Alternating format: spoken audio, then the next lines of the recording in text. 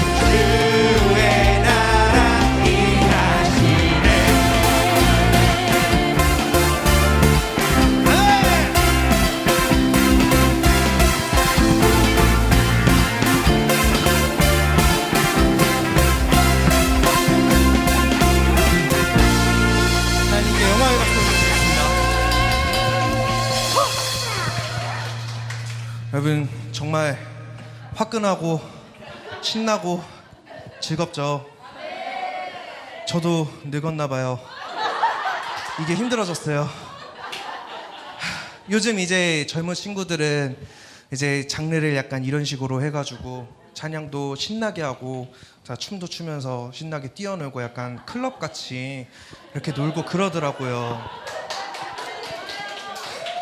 그래서 맛보기로 이렇게 한번 저희가 준비를 해봤고요. 앞으로도 종종 가끔씩 한 번씩 준비하도록 하겠습니다. 여러분들의 젊음을 되찾아드리겠습니다. 성령의 힘으로. 자, 다음 곡 예수 피를 힘입어 이어서 찬양드리겠습니다.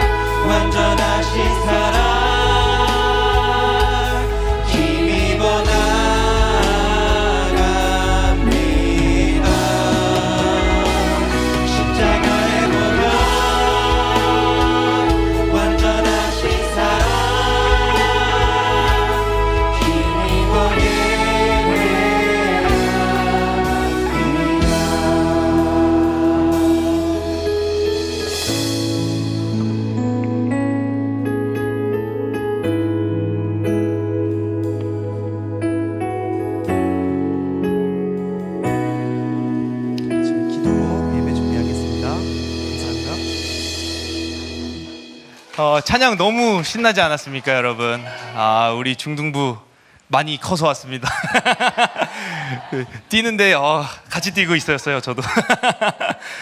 사실 그런 것 같아요. 예배라고 하는 게 사실 우리가 종교 행사처럼 느껴질 수도 있는데, 사실 예배는 원래 진짜 좋은 것을 주시는 하나님을 우리가 찬양하고 또 알아가는 것에 기쁨을 느끼는 시간이지 않는가 생각을 합니다.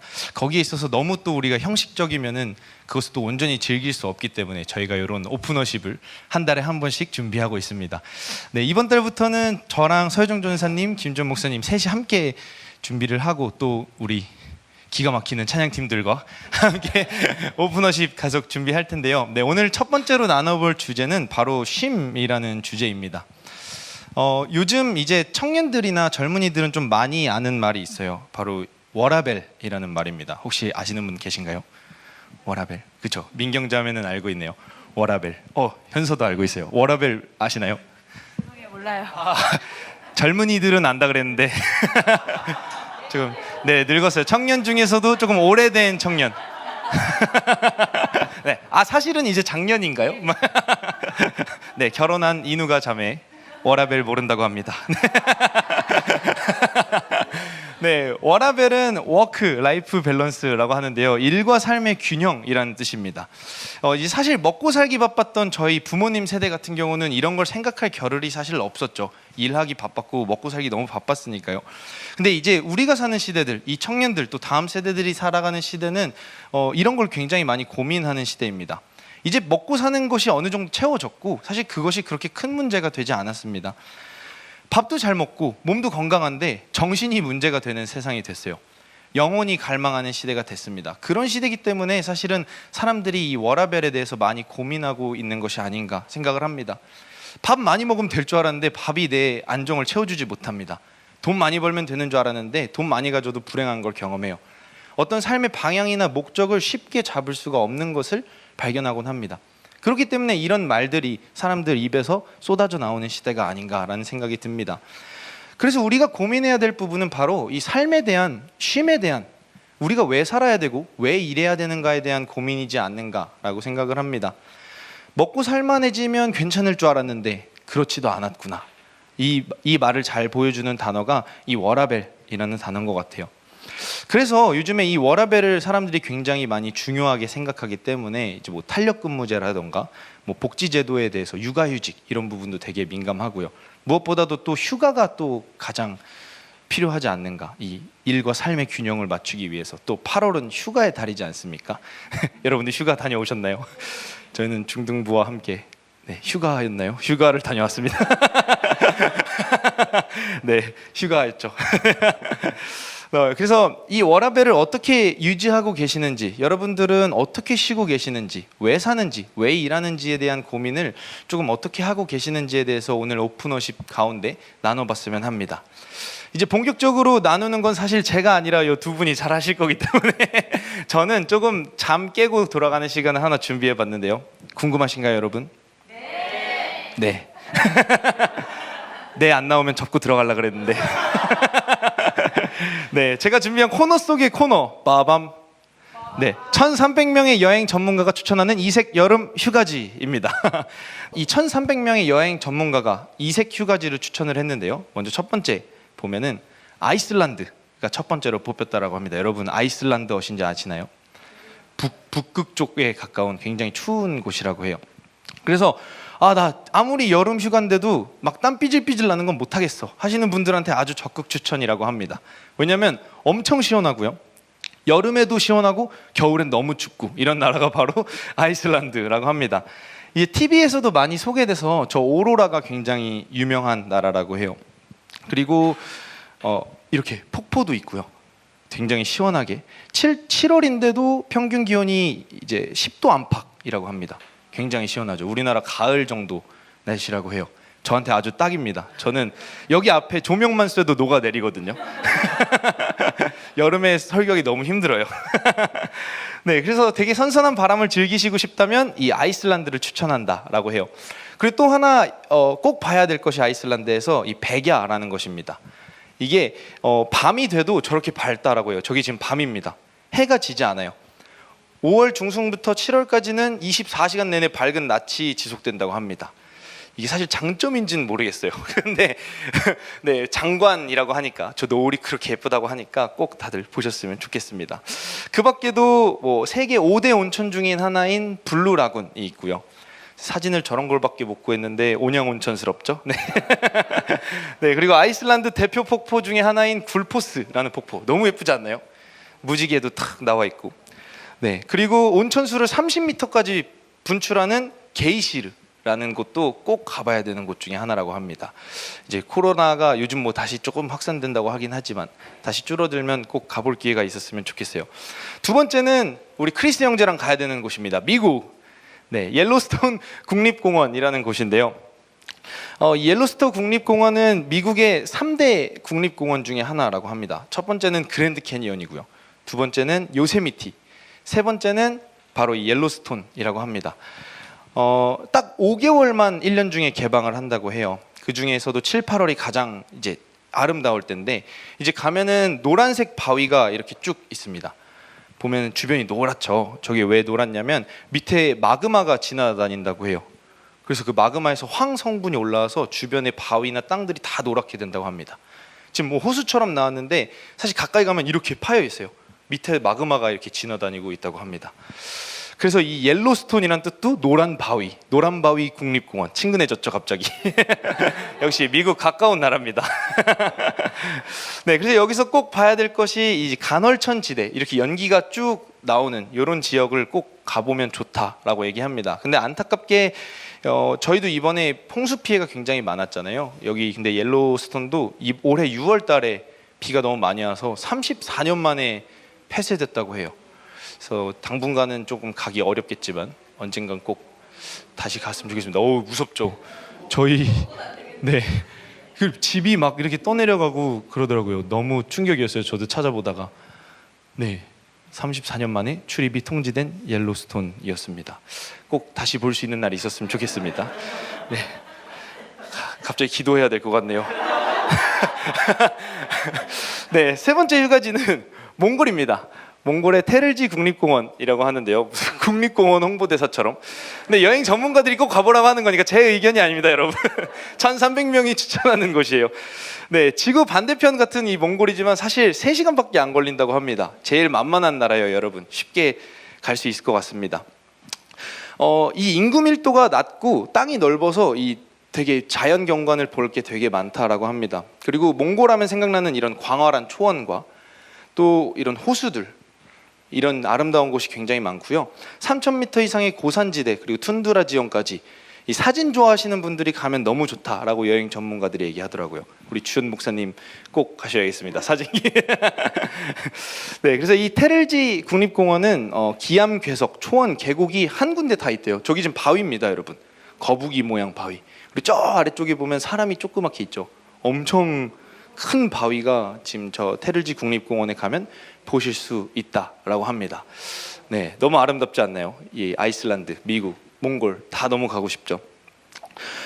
자, 그럼 이쯤에서 여러분께 질문 하나 드렸으면 좋겠습니다. 여러분은 휴가가 생기면, 제가 이 여행지를 쭉 소개를 해드렸는데, 휴가가 생기면 어떻게 보내고 싶으신지, 혹은 이번 휴가를 어떻게 보내셨는지. 휴가 어떻게 보내고 싶으세요? 휴가가 딱 주어주셨어요. 바닷가 가고 싶어요. 와, 바닷가. 맞아요. 누가 자매가 뻘을 진짜 좋아합니다. 쉬는 건가? 라고 생각이 들 정도로 뻘을 진짜 좋아해요. 네, 저는 조개 잡고 이렇게 꽃게 잡고 이런 거 좋아합니다. 그러면 이제 안 물어볼 수 없죠. 석호 형제가 과연 그것을 좋아하는가? 저는 그 누가 자매가 좋아하는 광활한 바다를 TV로 보여주면서 소파에서 좀 쉬고 싶은. 그러면은 소파랑 TV를 챙겨서 갯벌로 가는 게 가장 이상적인 휴가의 모습인 것 같습니다. 많이 잡아와 라고 해서 소파에 앉아서 TV를 보는. 우리 아정자매는 어떻게 휴가 보내실? 전 여행 다니고 싶습니다. 여행 어디로요? 가까운 제주도. 제주도. 제주도 좋습니다. 제주도에 또 제주도 하면 슬픈 이야기가 떠올라서 제가 이따가 들려드릴게요. 네, 이렇게 사실 쉼에 대한 생각과 누리는 방식은 참 저마다 다른 것 같아요. 어떤 사람은 굉장히 활발하게 여행도 다니고 아까 보여드렸던 휴가지들 보는 것도 굉장히 좋아하고 경험하는 것도 좋아하는 반면에 어떤 사람은 그냥 TV에 앉아서 가만히 TV 보는 게 쉼이 될 수도 있고요. 참 저마다 모습도 다르고요. 근데 막상 누리라고 시간을 주면 그렇게 또 할 것도 없습니다. 제가 이 인스타에서 귀여운 일러스트 하나를 봤어요. 이 말씀이 뒤에 써 있는데 수고하고 무거운 짐진 자들아 다 내게로 오라 내가 너희를 쉬게 하리라 라는 말씀이었습니다. 그리고 밑에 예수님과 함께 피서를 즐기고 있는 우리네들의 모습이 있죠. 굉장히 귀엽지 않습니까? 네, 근데 제가 이걸 보면서 생각이 들었어요. 아, 사람들이 원하는 쉼이 약간 이런 거구나. 요즘 사람들이 많이 좋아요를 누르는 이유는 공감이 많이 돼서겠죠. 근데 많은 사람들이 이거에 공감하는 이유는 조금 가만히 누워서 평화를 즐기고 싶은 게 요즘 많은 청년들의 필요이지 않는가. 좀 가만히 있고 싶다, 쉬고 싶다, 적극적으로 아무것도 안 하고 싶다. 그래서 예수님 그 쉼을 나한테 주세요, 이런 마음이 있지 않는가라는 생각을 합니다. 그도 그럴 것이 우리 중등부는 쉬는 시간이 되면 핸드폰을 봅니다. 핸드폰에 푹 빠져서 나오질 않아요. 자신만의 세계로 여행을 떠납니다. 근데 또 가만히 보다 보면 중등부 핸드폰만 문제가 되는가? 또 그건 또 아니라고 생각을 해요. 뭐 카페 같은 데 가면은 굉장히 많은 다양한 방식의 쉼들을 볼 수가 있습니다. 어떤 사람은 막 얘가 저랬대, 와 진짜 쓰레기 아니야? 그래서 막 뒷담도 하고요. 와 어떻게 그럴 수가 있어? 쉼을 뒷담하는데 다 보내기도 하고요. 어떤 사람은 씻고 뜯고 먹고 마시는 얘기밖에 안 해요. 이따가 클럽 이런 얘기 카페에서 앉아 있으면 다 들립니다. 그리고 어떤 사람은 계속 쉴 틈 없이 찍어 발라요. 서로 얼굴을 마주볼 틈이 없습니다. 카페에 앉아 있는데 거울 속 자신과 대화하고 있어요. 그래서 이따가 그 오빠 몇 시에 온다고? 막 이러고 있습니다. 사실 우리는 어떻게 쉬어야 되는지 잘 모르는 것 같아요. 쉬는 시간을 줘도 어떻게 쉬어야 되는지 잘 모릅니다. 굉장히 소모적이고 낭비적이게 쉴 때가 있습니다. 예수님이 진짜 쉼을 준다고 얘기해도 전 그냥 적극적으로 아무것도 안 하고 싶습니다, 이게 제 쉼입니다 라고 생각할 때가 있는 것 같아요. 그래서 나름 각자의 방식대로 최선을 다해서 삶을 유지하는 것 같습니다. 근데 누구한테는 이게 쉬는 거고 누구한테는 굉장히 피곤한 일이 될 수도 있는 거겠죠. 네, 제가 그래서 이것에 대해서 짧은 재밌게 볼 수 있는 꽁트 하나를 준비했는데요. 우리 누가자매와 석호 형제가 열연을 해주셨습니다. 즐거운 마음으로 잠시 감상하도록 하겠습니다.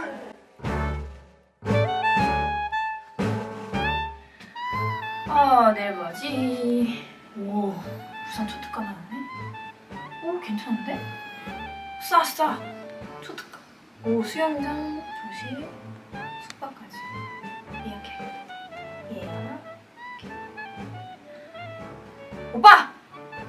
빨리 일로 와봐! 피파 그만하고 빨리 앉아봐. 아 왜? 잠깐만. 빨리 앉아봐. 아니, 우리 내일 오랜만에 쉬는 날이잖아. 그치? 그치. 내일 뭐해? 내일 쉬어야지. 아니, 알지. 근데 우리 그니까 내일 뭐 하면서 쉬냐고. 오빠는 다 계획이 있어. 그러니까 그 계획이 뭔데? 한번 말해봐. 뭐 집에서 영화 볼 것도 다운받아 놨고, 뭐 내일 누가 쌀국수 좋아하니까 뭐 배달 시켜 먹고 다 준비해 놨어. 오빠.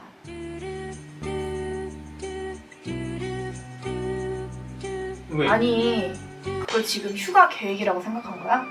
왜? 뭐가? 아니, 우리 내일 진짜 1년에 몇 번 안 쉬는 날인데 진짜 그렇게 허투루 쓸 거야? 누가야? 휴가가 뭔데? 쉬는 거지. 완전 우리가 푹 쉴 수 있는 계획을 내가 준비했다니까? 아니, 그건 쉬는 게 아니지. 나는 휴가를 이런 식으로 허투루 보내기 싫어. 오케이, 그럼 다시 한번 생각해보자. 오빠, 왜 한숨 쉬어? 기분 나빠, 진짜. 아니! 오케이, 알았어, 미안. 우리 진정하고 완전 즐거운 휴가잖아, 휴가. 미안해, 오빠. 나도 오겠어. 그러면 집 말고 우리 한번 놀러 가볼까? 좋아. 그래. 밖에 나가서 놀아야지. 나가자. 요즘에 내 친구가 캠핑에 푹 빠져있거든? 근데 캠핑이 그렇게 좋대. 우리도 캠핑 갈까? 와. 그게 무슨 소리야. 왜 굳이 나가서 고생을 하려고 그래. 쉬는 날인데. 아니 캠핑이 왜 고생이야? 밤에 봐봐, 불 켜놓고 불멍하면 진짜 대박이래. 아니 나는 더운데 봐 습하잖아 오늘 같은 날은. 내일 나갔는데 막 자는데 목이 막 뜯기고 막 못 씻고 막 냄새나고 이러면 난 그건 너무 힘들어. 그럼 누가는 뭘 하고 싶은데? 아니 뭘 하고 싶다기보다 둘이 좀 시간도 보내고 좀 쇼핑도 좀 하고 좀 걷고 그러고 싶은데 우리 부산 가서 호캉스 하는 거 어때? 부산? 아니 부산까지 가서 호텔에서 자자고? 요즘 부산이 너무 예쁘대. 아니 그래 부산은 괜찮아. 부산 가는 건 괜찮아. 근데 거기까지 가서 호텔 갈 거면 뭐하러 부산까지 간다는 거야. 6시간 걸려서 부산까지 갈 바엔 그냥 여기 집 근처에도 좋은 호텔 많은데. 아니 그거랑 완전 다르지 오빠. 기왕이면 자연 속에서 불멍도 하고 고기도 먹고 되게 좋을 것 같지 않아? 오빠 들어봐. 호텔은 내가 먹은 것도 치워줘. 수영도 할 수 있어. 그리고 재밌는 거 엄청 많아. 그래 그래 누가 하고 싶은 거 하자. 고마워 오빠. 이제 잠깐. 아니 우리 할 일 남았잖아. 무슨 일? 오빠 지금 고작 부산 가려는 거 그것만 정했어. 우리 이제 계획 짜야지. 사실 내가 아까 호텔 예약은 다 해놨고 우리 이제 계획만 짜면 돼. 그래 그러자. 또 내가 부산 사람 아니라. 그래 그러면 우리 몇 시에 일어나서 뭐 할까? 어? 아니 몇 시에 일어나는지 정해야 될 거 아니야. 한 9시 정도면 되려나? 그리고 9시 반에 일어나서 씻고 한 42분쯤에 차를 타고 가서 나는 그 안에서 화장을 할게. 그때 출발하면 돼. 아니 잠깐만 누가야? 이게 뭐야? 아니 계획 짜는 거지. 이거 정해놔야지 내일 빨리빨리 잘 움직일 거 아니야. 아니 계획을 짜는 건 좋은데 분 단위로 초 단위로 계획을 짠다고? 아니 그럼 어떻게 짜? 아니 그냥 가서 뭐 밀면이나 하나 먹고 저거 씨앗호떡 먹고 회도 먹고 호텔 조식 먹고 그러면 되지 않나? 오빠 그게 무슨 계획이야. 아니 그렇게 계획을 다 짜봐야 지키지도 못해. 아니 왜 못 지켜? 나는 그렇게 여행을 할 거야. 그리고 나는 이렇게 안 짜면 너무 불안해서 못 움직여. 아니 누가야 군대도 이렇게는 안 해. 이건 휴가가 아니라 극기훈련이야. 유격 알아 유격? 우리가 유격 가는 거야? 아니 오빠 내가 장소도 알아보고 숙소 예약까지 다 했는데 이런 식으로 할 거야? 오케이. 자 뭐가 필요해 그럼? 이거부터 정하자.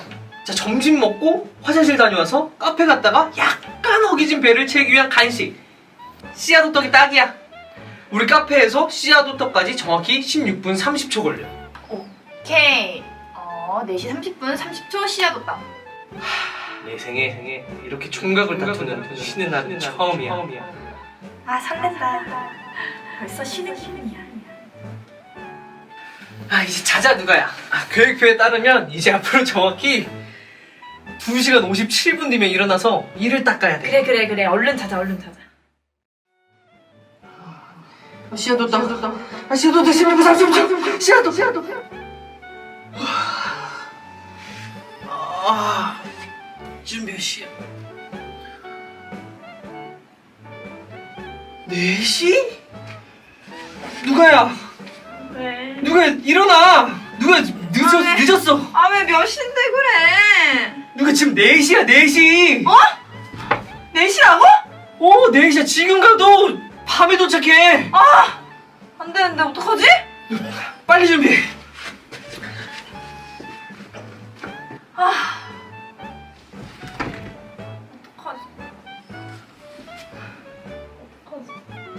빨리 준비해.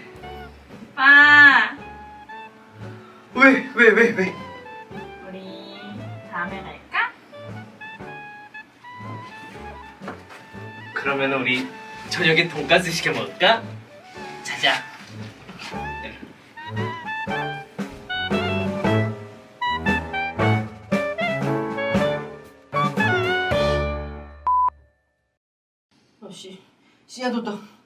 씨앗호떡 30분.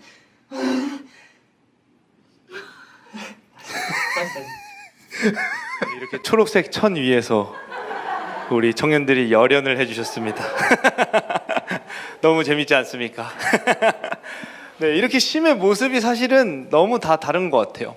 제가 이 대본을 써가지고 석호 형제를 딱 줬더니 석호 형제가 대본을 읽으면서 막 웃다가 얘기하더라고요. 마냥 대본 같진 않아. 그래서 나도 그래라고 속으로 생각하고 있었습니다.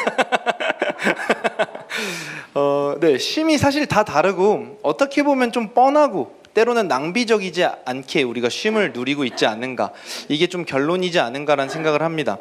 삶의 균형을 맞추기 위해서 우리는 쉼을 원하지만 균형을 맞추기에는 좀 한참 모자라게 쉬고 있는 것 같아요. 근데 우리가 쉼, 이 휴가라고 했을 때 석호 형제도 그렇고 누가 자매도 그렇고 한 가지 공통점은 있는 것 같습니다. 한 가지가 있다면 일상에서 내가 얽매였던 것에서 좀 벗어나고자 하는 거, 이 마음은 좀 동일하지 않은가라는 생각을 합니다. 저는 이 사실 쉼에 대한 주제를 들었을 때 예전에 정동순 집사님이 이제 저희 줌으로 수다방 했을 때 하셨던 얘기가 기억에 남아요.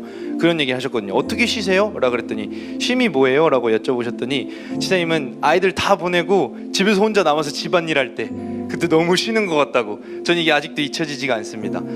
우리는 쉼이라고 하면 보통 몸이 편한 걸 생각하지만 사실 내 자신이 원하는 쉼은 단순히 몸이 편한 게 아니라 얽매인 것에서 벗어나는 것, 이것을 좀 우리가 간절히 원하고 있지 않는가라는 생각을 합니다. 제가 아까 제주도 얘기해드린다 그랬죠. 슬픈 사연이 있는 제주도. 제주도 얼마나 예뻐요. 바다도 있고 맛있는 것도 많고. 근데 제가 그 제주도를 조이와 함께 갔습니다. 첫날 자고 일어나서 생각했어요. 아, 얘랑 오면 안 되는 곳이었구나. 호텔인데 내가 왜 6시에 일어나야 되지? 집보다 더 피곤한 휴가를 보내고 왔습니다. 웃기자고 한 말이지만 우리는 사실 환경이 나아지면, 상황이 나아지면 우리가 쉼을 누리고 자유로울 수 있을 거라고 생각하는 것 같아요. 제주도에서 자유로운 거 쉼을 기대하고 갔던 제가 완전 깨지고 온 날이었습니다. 상황과 환경이 아무리 좋아져도 내가 어딘가에 아직도 매여 있다면 사람은 절대로 쉼을 누릴 수가 없습니다. 반대로 몸이 아무리 힘들어도 내가 벗어나고 싶은 그것, 얽매였던 그것에서 벗어난다면 우리는 쉼과 자유를 누릴 것입니다. 그래서 우리가 여행이라는 걸 굳이 가는 것이 아닌가 생각을 합니다. 집에 있으면 몸은 편합니다. 근데 몸이 힘들어도 여행을 가는 이유는 사실은 벗어나고 싶기 때문입니다. 일상에서 그 메인 것에서 벗어나고 싶은 이 마음 때문에 우리가 여행을 소망하고 쉼을 소망하고 있지 않은가라는 생각을 해요. 지금 나오고 있는 노래가 굉장히 슬프게 치고 있어서 그렇지만 제주도 푸른밤이라는 노래입니다. 밝고 기쁜 노래거든요. 네, 이 가사 보면은 이런 가사가 있습니다. 떠나요 둘이서 모든 것 훌훌 버리고 제주도 푸른밤 그 별 아래. 물론 제가 간 제주도엔 자유는 없었습니다. 근데 이 가사는 말해요. 이젠 더 이상 얽매이긴 우린 싫어요. 신문에, TV에, 월급 봉투에. 그동안 우린 오랫동안 지쳤잖아요. 술집에, 카페에, 많은 사람들에. 정말로 그대가 외롭다고 느껴진다면, 정말로 그대가 재미없게 느껴진다면 떠나요 라는 가사입니다. 물론 저는 제주도로 떠나진 않을 겁니다. 제주도는 저에게 쉼과 자유를 주지 않아요. 짐과 아빠라는 직무를 주었습니다. 이 노래가 주는 메시지는 무엇이냐면 우리가 사회가 말하는 기준, 사회가 부여한 기준에 그 관계에 매우 지쳐 있다라는 것입니다. 우리는 돈 버는 기계 아니고요. 대학 가기 위해 태어난 사람 아니고요. 행복해야 된다고 세뇌되고 주입된 사람들입니다. 그게 내 쉼을 빼앗아 가는 거예요. 노래 가사 보시면 한마디 우리가 이거 기억하면서 오늘 들어봤으면 좋겠어요. 떠나요. 쉼은 몸이 편한 것을 말하지 않습니다. 좋은 여행지, 좋은 환경에 가는 것을 말하지 않습니다. 우리의 진짜 쉼은 매여있던 것에서 벗어나는 것, 떠나는 것입니다. 여러분은 그 떠날 곳이 있으신가요? 메인 것에서 벗어날 곳, 도피처가 여러분은 있으신가요? 이 노래 들으면서 함께 생각해 보셨으면 좋겠어요. 이제 제주도 푸른밤 우리 예쁜 자매 형제들이 불러줄 겁니다. 큰 박수로 네, 같이 노래 들어보겠습니다.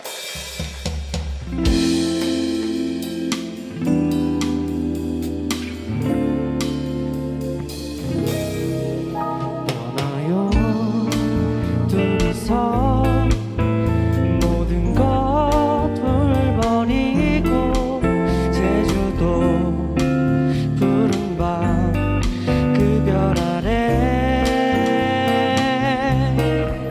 이제는 더 이상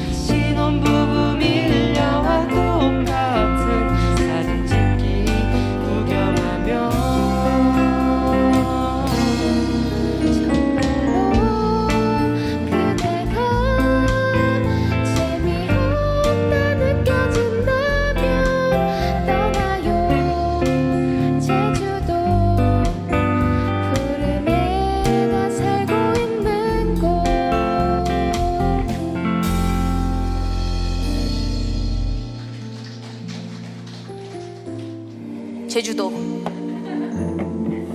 제가 그 조이랑 같이 갔을 때 같이 갔거든요, 저도. 호텔이 그렇게 불편한 데인지 처음 알았어요. 호텔이 카페트로 돼 있잖아요. 카페트로 돼 있으니까 애들이 그 안에 있는 막 먼지를 막 파먹고 막 손가락을 집으니까 앉지를 못하게 하는 거예요. 그래서 다 이렇게 손으로 잡아서 앉지 마. 그냥 계속 안겨 있어. 내려가지도 마. 아무것도 하지 마. 그래서 새벽 6시부터 한 10시까지를 아무것도 못 하게 하는데 세상에나 끔찍하더라고요. 방금 전에도 얘기를 들었지만 우리는 쉼을 위해서 사실은 여러 군데를 돌아다니고 여행하기를 선택합니다. 또 어떤 사람은 그냥 침대에서 하루 종일 넷플릭스 보면서 이게 진짜 쉼이지 라고 이렇게 생각을 하면서 우리가 어떻게 쉬어야 될까를 이제 고민을 해보는 것 같아요. 근데 넷플릭스 보면서 쉬는 쉼, 뭐 TV 보면서 쉬는 거 너무 좋은데 해보셨잖아요. 다 한 번쯤은 살면서 해보잖아요. 하루 종일 아무것도 안 하고 TV만 보는 거. 아무것도 안 하고 TV 보고 배달 시켜서 배달 먹고 배달 내놓으면 그거 가져가고 그렇게 하는 쉼들을 아마 해보셨을 텐데 되게 허무한 느낌이 들지 않는가라는 생각이 들어요. 그래서 사실은 더 여행을 가고 어떤 추억을 만들고 새로운 것들을 경험해 보려고 하지 않는가라는 생각이 듭니다. 그렇게 넷플릭스 계속 보고 남는 건 결국에는 옆구리의 살, 엉덩이의 살 이거밖에 안 남잖아요. 근데 이제 저희가 막상 쉼을 위해서 어딘가로 여행을 떠나야겠다 이렇게 생각을 해봤을 때 또 그게 힘든 건 뭐냐면 정말 여행이라고 얘기를 하는 건 아까 동영상에서 보신 것처럼 준비할 때만 좋은 것 같아요. 아까 뭐 요세미티 뭐 보여주고 뭐 어디였죠? 저는 그거 보는데 일단 관절이 성하지 않으면 못 가겠는데 라는 생각이 들더라고요. 그러니까 사실은 젊은 나이의 사람들이 아니면 못 가요. 애 있으면 못 가요.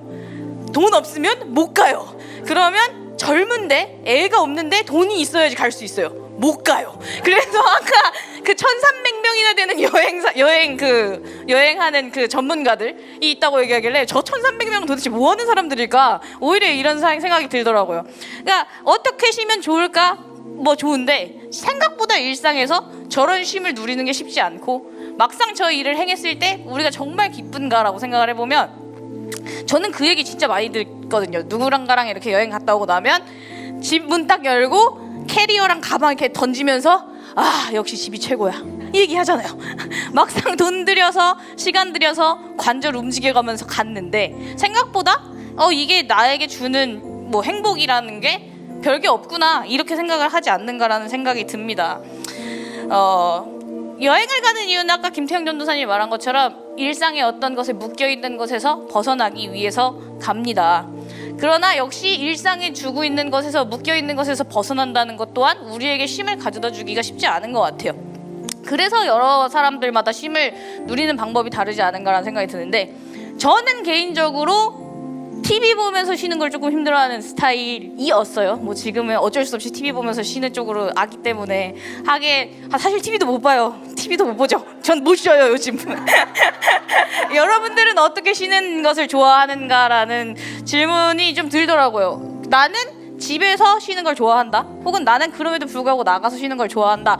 어떤 축에 속하시는 사람들인지 좀 나누어 보았으면 좋겠어요. 저는 나가서 쉬는 걸 좋아하는데 일단은 몸이 간지러워서 못 있겠어요. 집에 가만히 그냥 있으면 막 간지러워서 못 있겠고 그리고 말한 것처럼 저는 일을 하는데 스트레스를 별로 받는 편이 아니거든요. 그러니까 뭔가 새로운 일을 막 버리고 뭔가 새로운 것들을 경험하고 관절 써가면서 돈 버려가면서 하는 거 별로 힘들어하지 않은데 힘들어하는 게 뭐가 있냐면 사람들하고 이렇게 뭔가 관계가 엮이고 막 누가 나한테 옆에서 막 스트레스 주고 막 이런 거를 되게 힘들어하는 편이에요. 그래서 그냥 나 잘 모르는 사람들이 나 잘 모르는 곳으로 여행 가고 놀러 가고 맛있는 거 먹고 뭐 이런 걸 좋아하는데 역시 뭐 그럼에도 불구하고 막상 가면 또 새로운 사람들이 나를 스트레스 받게 하고 또 사람을 또 잘 모르겠어 갖고 스트레스 받고 약간 이런 것들도 있더라고요.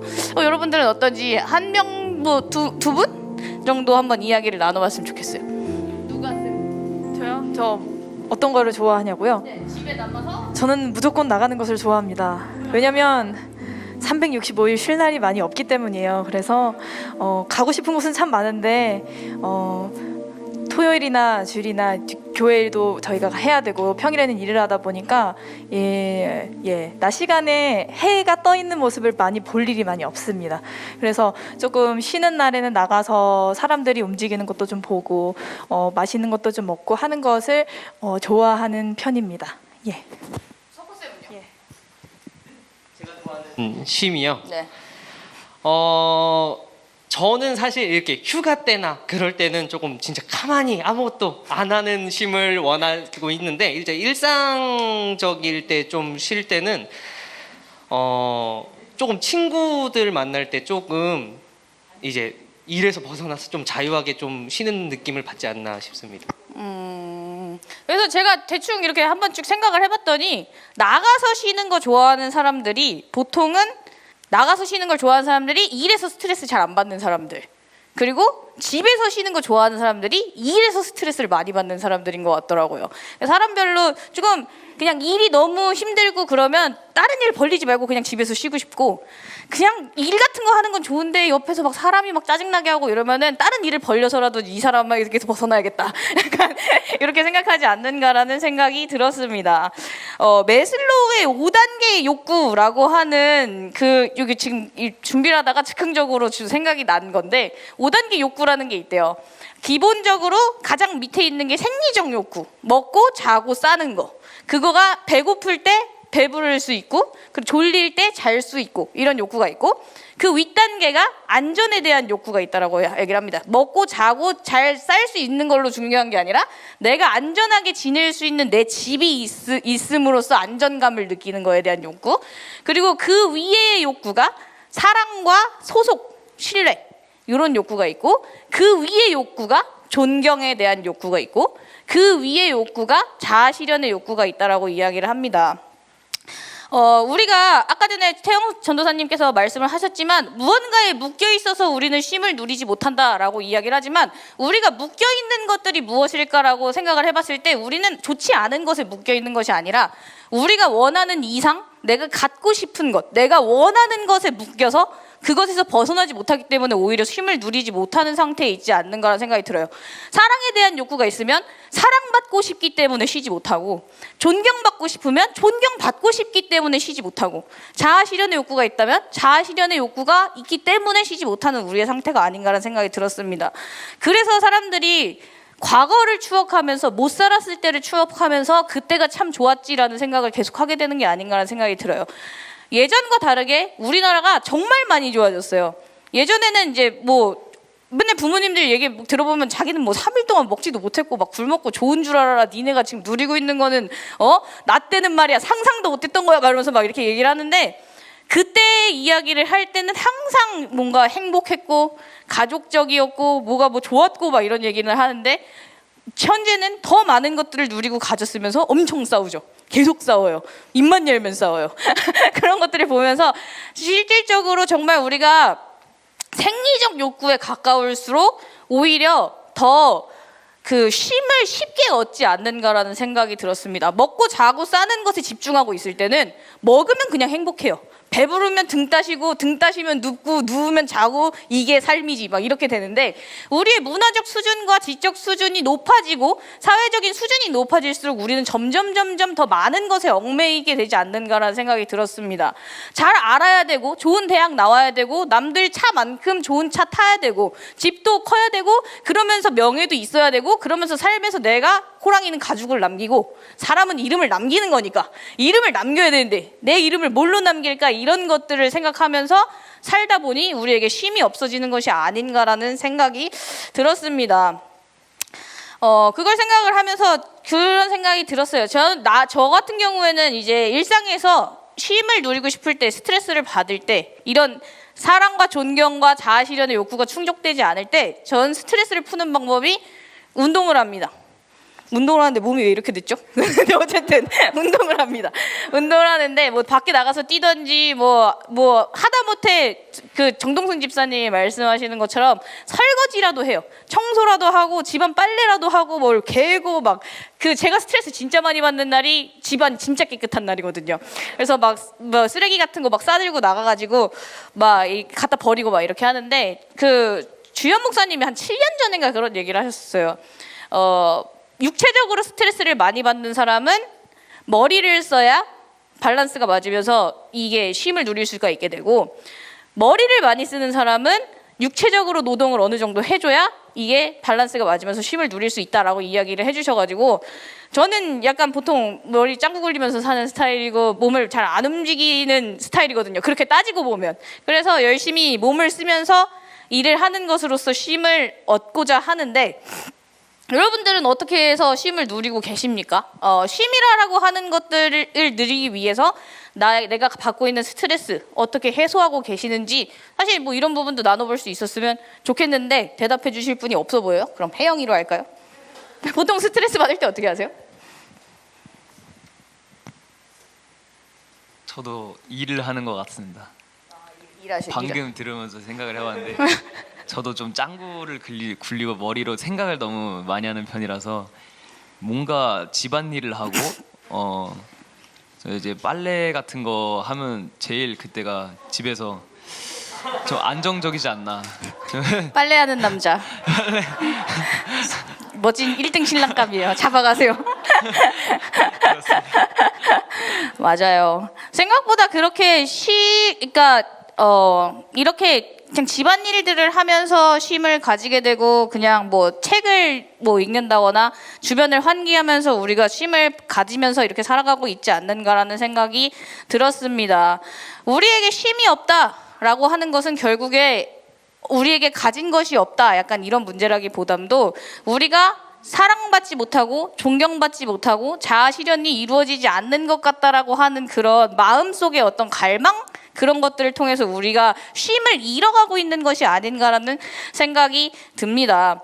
왜 그러냐면 사실은 쉼이 없다, 스트레스를 받는다 이럴 때 일을 한다라고 이야기를 하잖아요. 저는 진짜 개인적으로 뭐 입만 열면 뭐 필리핀 얘기하는데, 저는 필리핀 준비를 할 때 진짜 너무, 필리핀 선교 준비를 할 때 정말 너무 이렇게 기분이 좋고 막 행복한 그런 기분이 들어요. 근데 그거 준비하는 게 진짜 사실 쉽지 않거든요. 새벽 1시까지 막 무대를 막 세웠다가 무대를 접었다가 무대를 세웠다가 무대를 접었다가 막 다림질을 했다가 바느질을 했다가 막 일로 뛰었다 절로 뛰었다, 이거를 한 6개월 정도를 하는데, 그 일들을 통해서 내가 무언가를 하고 있다, 내가 이런 사람이다, 그리고 내가 이런 것들을 해낼 수 있고, 이 일을 통해서 누군가가 어떤 위로를 받고 우리가 함께 소속감을 느끼고, 이런 일들을 하는 것에서 사실 엄청나게 큰 쉼을 누리지 않는가라는 생각이 들었습니다.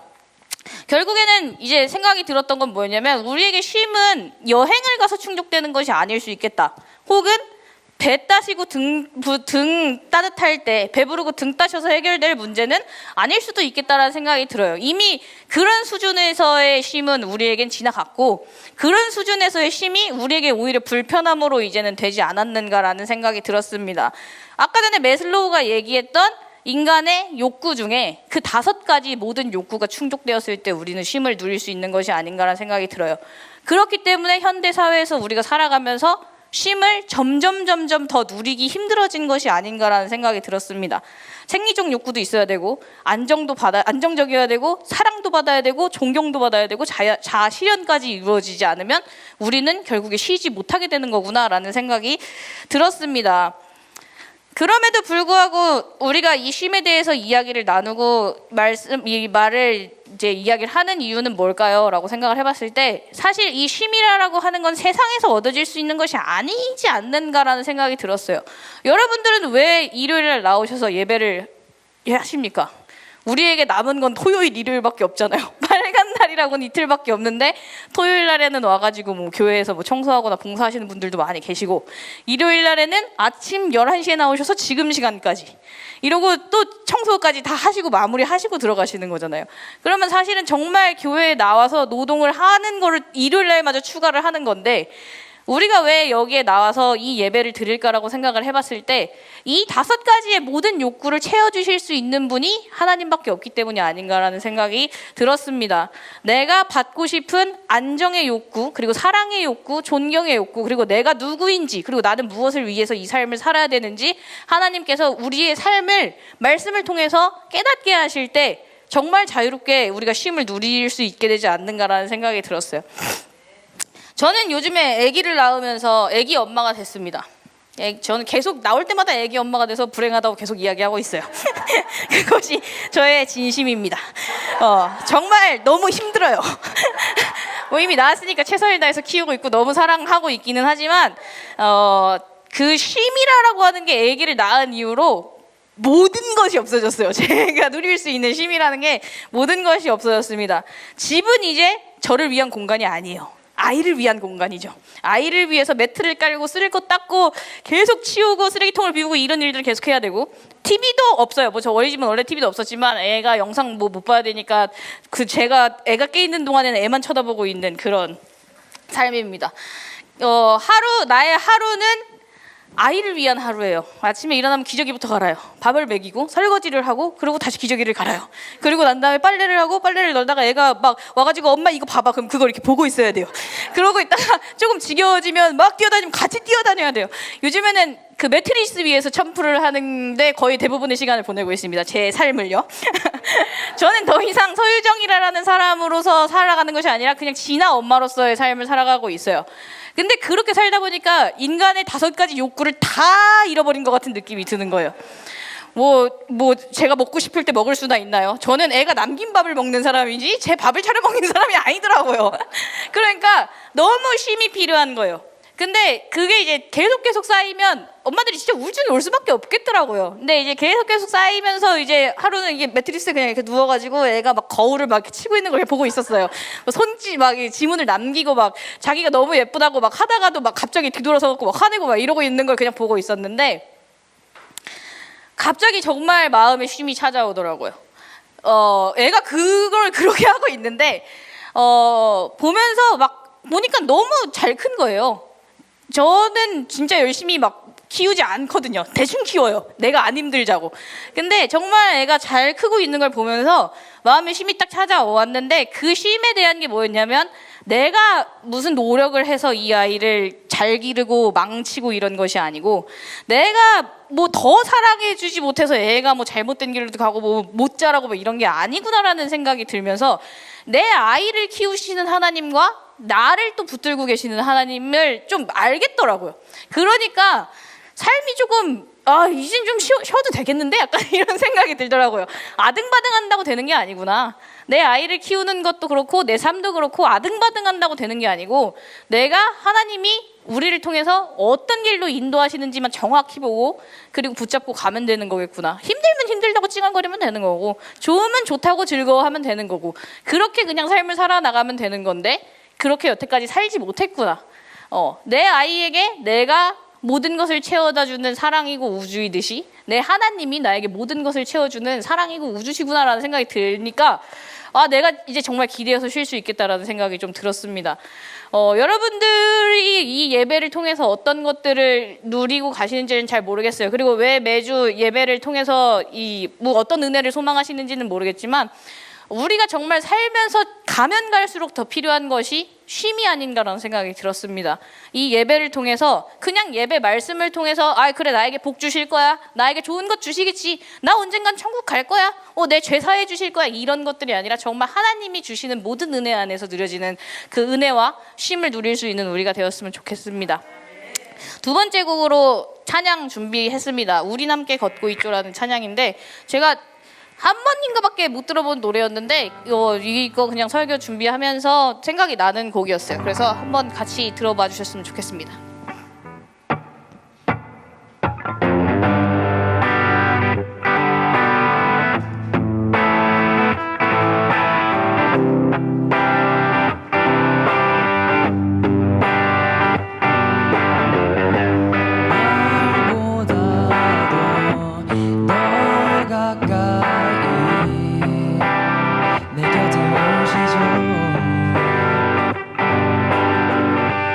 눈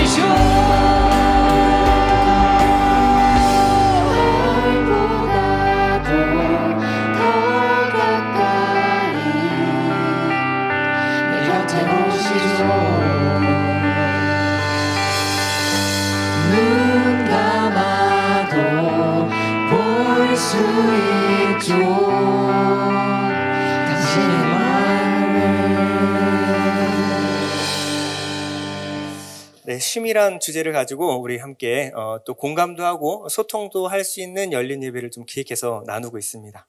어때요? 좀 새롭죠? 네. 편안하게, 지금은 우리 청년들한테만 물어보지만 다음에는 여러분도 한번 좀 마이크를 넘겨서 이야기도 듣고 좀 그런 시간을 가졌으면 합니다. 여러분 많이 바쁘시죠? 네. 어떤 분들은, 어떻게 알았지? 어떻게 알긴요? 요즘 초등학생들도 다 바빠요. 여러분 옆 사람하고 한번 인사해 볼까요? 많이 바쁘시죠?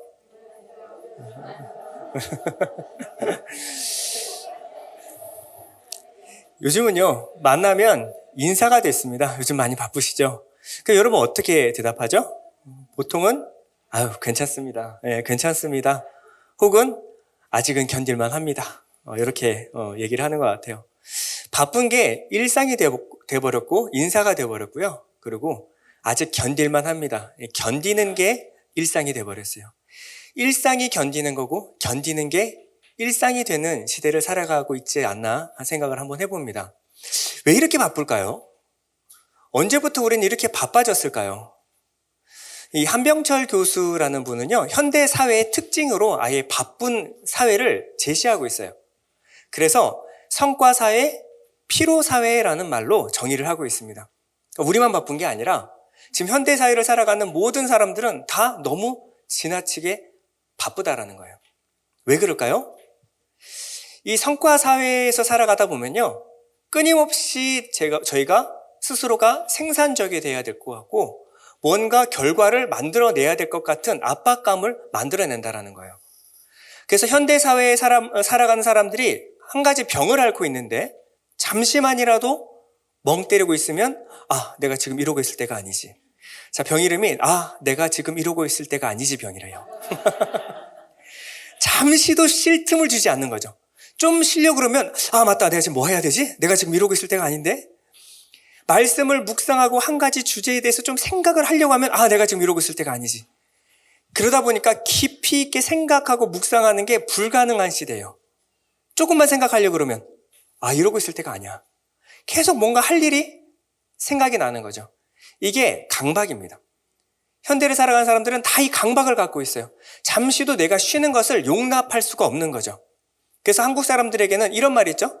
잠은 죽어서나 자는 거야. 쉬는 건 우리한테 불가능해. 일할 수 있을 때 열심히 일해야지.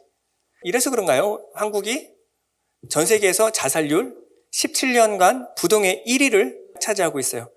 2003년부터 2021년까지 부동의 1위예요. 자살률 1위. 10만 명당 25명. 그러니까 이거는 재앙에 가까운 숫자래요. 전쟁이 났을 때 죽어나가는 숫자가 우리나라에서는 일상이 되어버렸습니다. 1초에 한 명씩 죽는데요. 이러니 한국이 헬조선 소리 들을만 하죠. 예. 우리는 알고 있어야 돼요. 지나치게 또 필요 이상으로 내가 너무 바쁘게 또 강박에 시달리고 살아가고 있구나. 이 두 번째 병이 있는데요. 현대인의 두 번째 병. 여러분도 한번 진단해 보세요. 카페인 중독이래요. 카페인 중독. 커피를 많이 먹어서 걸리는 카페인 중독이 아니고요. 카카오톡, 페이스북, 인스타그램 중독. 그래서 줄여서 카페인 중독이라고 하는 거예요. 앞에가 일 중독이었다면 이것은 관계 중독이라고 합니다. 관계 중독. 우리가 일상적으로 우리가 관계를 할 수 있는 친구와 이웃의 관계가 너무 확장이 돼 버려가지고요. 저희들이 인스타그램이나 페이스북을 하면은 팔로우 수가 어떤 분은 막 10,000명이 돼요. 10,000명하고 어떤 관계일까요? 한 사람이 관계를 지속할 수 있는 인원이 넘어서 버린 것이죠. 그러다 보니까 내 일상이 너무 공개가 되고 내 일상이 남들과 비교되는 사회를 살아가고 있어요. 그냥 나만 행복하고 나만 괜찮으면 괜찮은데 내 괜찮음을 다른 사람들이 평가를 해요. 너 괜찮구나.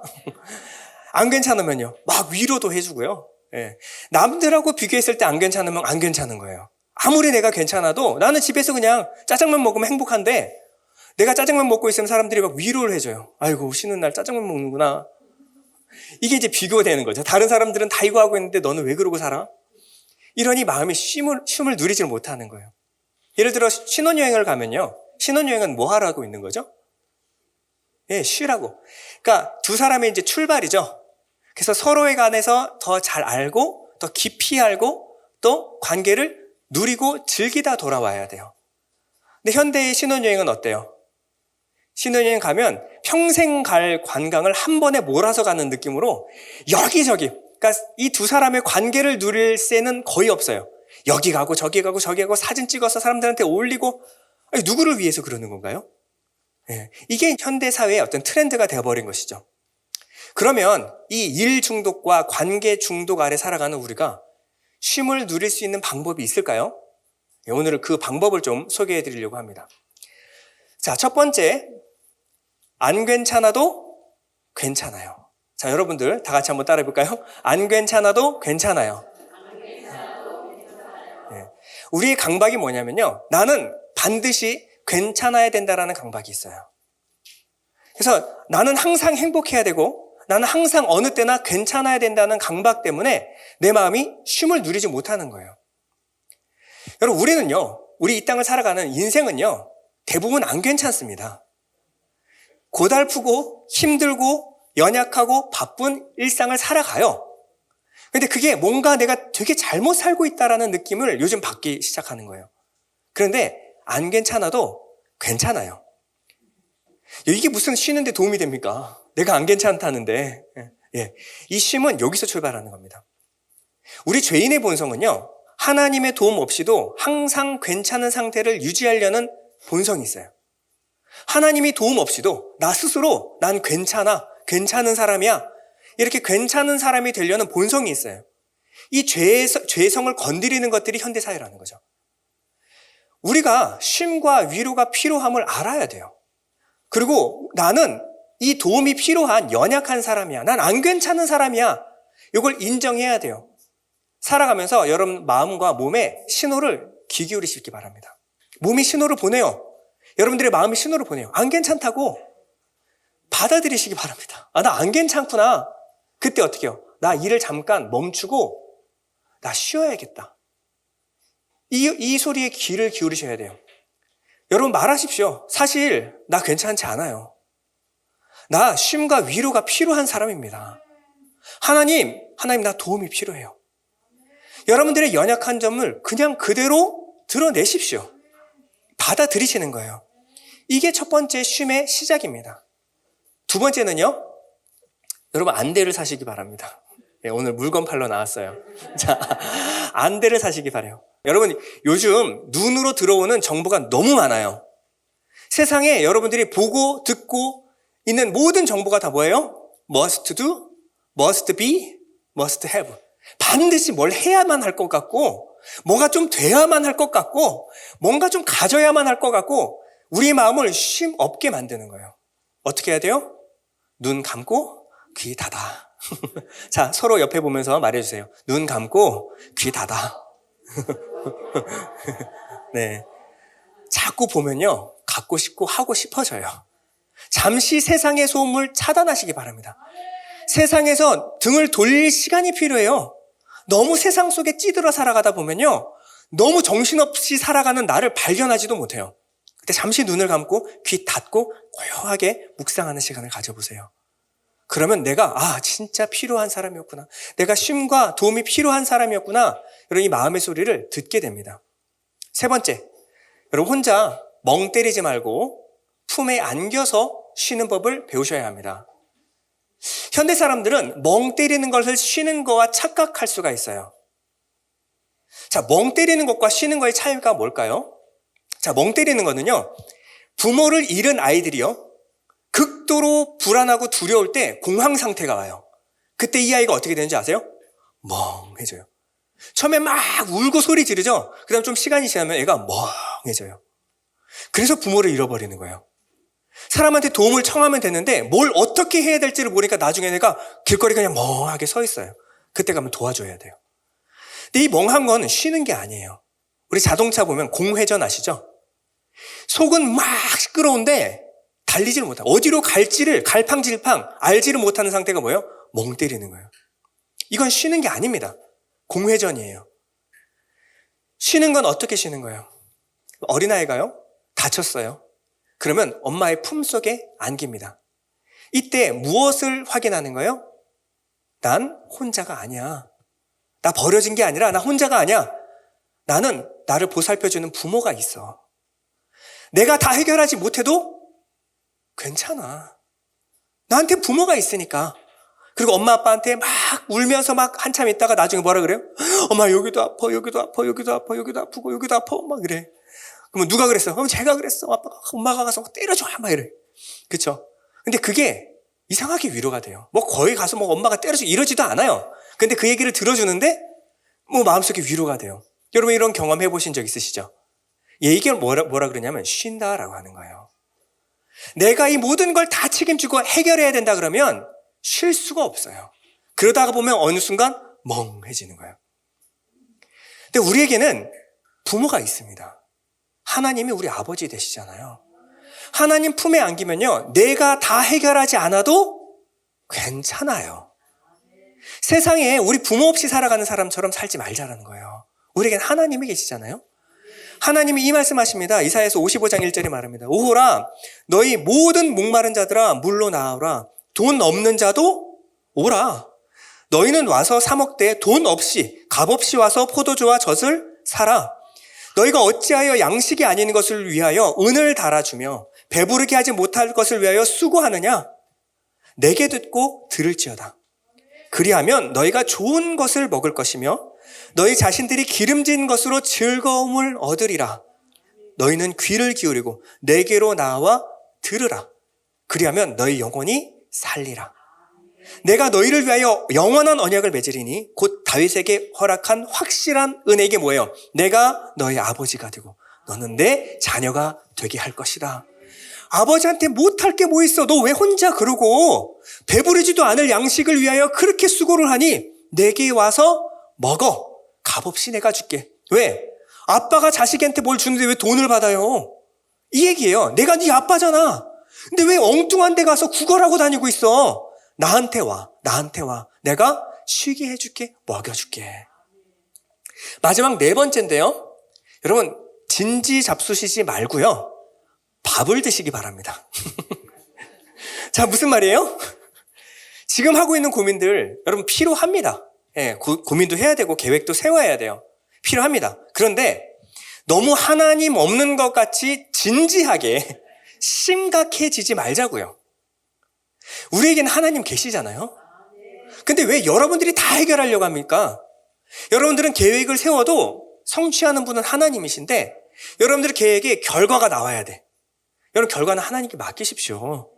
그리고 여러분은 할 수 있는 만큼만 하세요. 나머지는 하나님께 맡기는 부분도 있어야죠. 우린 믿음으로 사는 사람인데 뭐가 그렇게 너무 진지하고 심각한 거예요. 여러분 요즘 먹는 프로그램? 예, 먹방? 예, 먹방 많이들 보시죠? 왜 먹방을 보고 있을까요? 먹방 보면요, 그 먹는 거 가지고 사람들이 맛 평가를 해요. 이야, 이거 진짜 맛있다. 뭐 이런 게 다 있었어? 야, 요거하고 요거 섞어 먹으니까 야, 기가 막히네. 이렇게 일상에서 뭔가 기가 막힌 경험을 할 수가 없어요. 그러니 그거를 뭘로 하냐면 먹는 것으로 어떻게든 해결하는 거죠. 그런데요, 우리의 찬양은요, 이 먹방하고 비슷한 거예요. 하나님이 주시는 양식, 하나님이 주시는 것들을 어떻게 먹어요? 하나님, 아빠, 헐, 대박, 진짜 대박, 아빠 짱. 이게 뭐예요? 찬양이에요. 뭔가 내 마음속에 우러나오지도 않고 먹어보지도 않은 양식 가지고 연기하라는 얘기가 아니에요. 얼마나 피곤해요.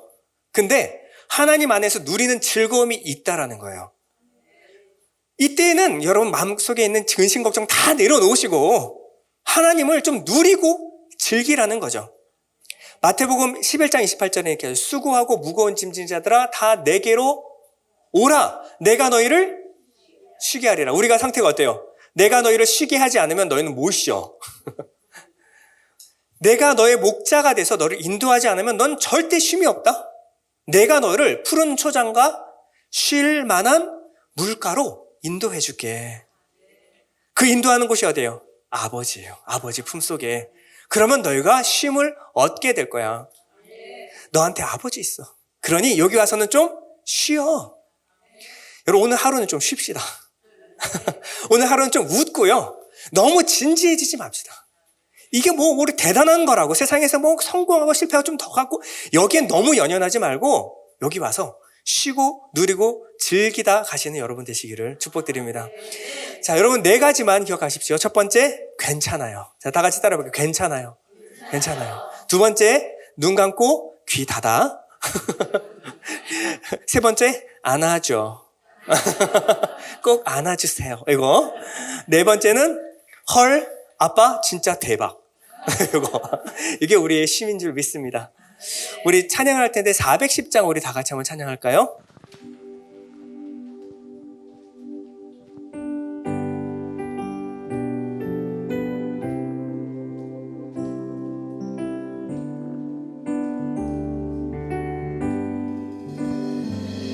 내 맘에 노래 있어 나 즐겁게 늘 부르네 이 노래를 부를 때에 큰 평화 임하도다 주 십자가에 주